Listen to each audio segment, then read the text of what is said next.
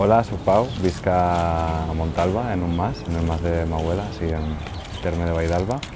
i treballo en l'associació Connecta Natura des de fa ja 5 anys.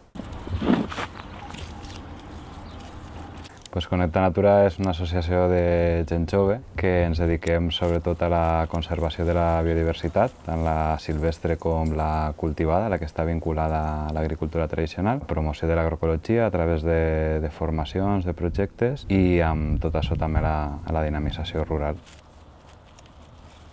La meva història en Connecta Natura comença quan acabé la carrera. Estava molt desenganyat amb tot el que era el món acadèmic, els projectes i tot això, i el que volia com a pla de vida era tornar així al mas de la meva abuela i plantejar algun tipus de projecte sostenible, autosustentable lligat a la terra i a les alternatives al sistema capitalista, i d'aquesta manera crear així una espècie d'exemple i així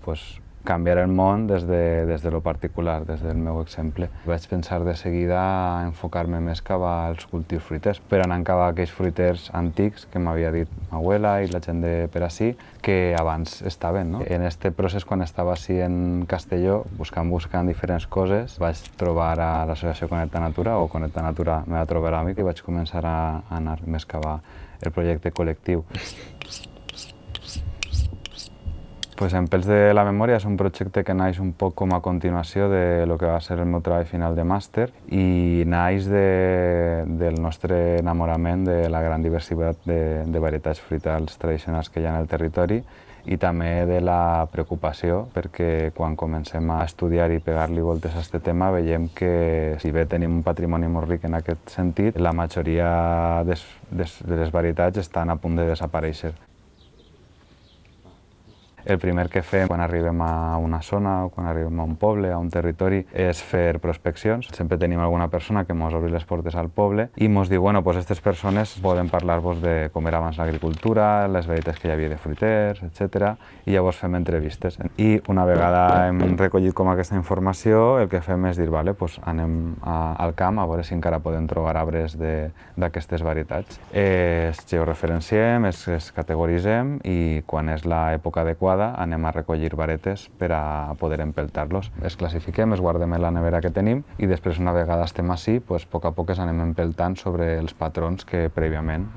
anem plantant. Una vegada tenim aquests arbres nous, el que passem és a la tercera fase, que és la de promoció i estudi d'aquestes varietats. Llavors, per a poder estudiar-les, el que fem és,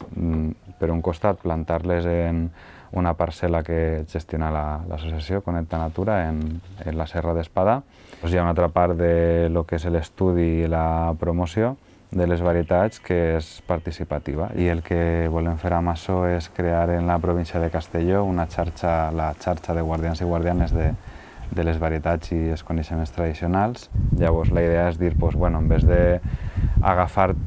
i abraçar tots els coneixements que venen de fora, anem a reconèixer i anem a ficar damunt de la taula tota la tradició que tenim, però tampoc per a quedar-nos en el passat, sinó per sobre aquesta tradició innovar i plantejar un futur i models d'agricultura sostenibles.